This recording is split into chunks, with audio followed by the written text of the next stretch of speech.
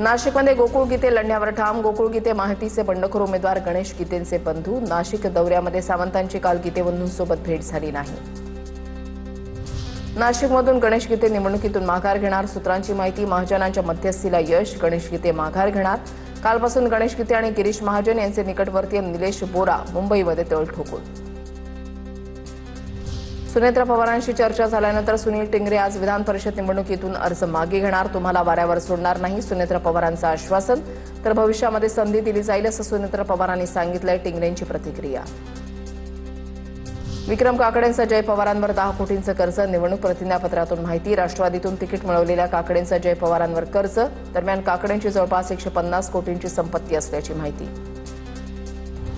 विधान परिषद उमेदवाराच्या बदल्यामध्ये पालकमंत्री पदासाठी तडजोड झाली का? शिंदेचे शिवसेनेचे नेते महेंद्र तळवींचा सवाल. तर व्यक्तिस्वार्थासाठी इमान गहाण ठेवून बोलू नये, महेंद्र तळवींचा कोकावले पितापुत्रांवर अप्रत्यक्षपणे निशाणा.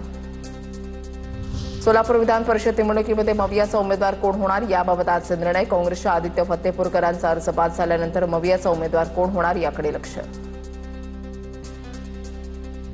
अब्दुल सत्तारांचा मुलगा समीर सत्तारांनी जिल्हा बँकेच्या निवडणुकीसाठी अर्ज घेतला. विधान परिषद निवडणुकीमध्ये माघार घेतल्यानंतर अर्ज घेतला. अतुल सावे, संजना जाधव यांनीही जिल्हा बँकेसाठी अर्ज घेतलेला आहे. नांदेड विधान परिषदेच्या निवडणुकीसाठी 8 उमेदवार रिंगणात. महायुतीकडून अमरनाथ राजूरकरांना उमेदवारी. आज अर्ज माघारी घेण्याचा शेवटचा दिवस. मात्र मवियाचा उमेदवार ठरेरा. मवियातील 4 इच्छुकांकडून अर्ज दाखल.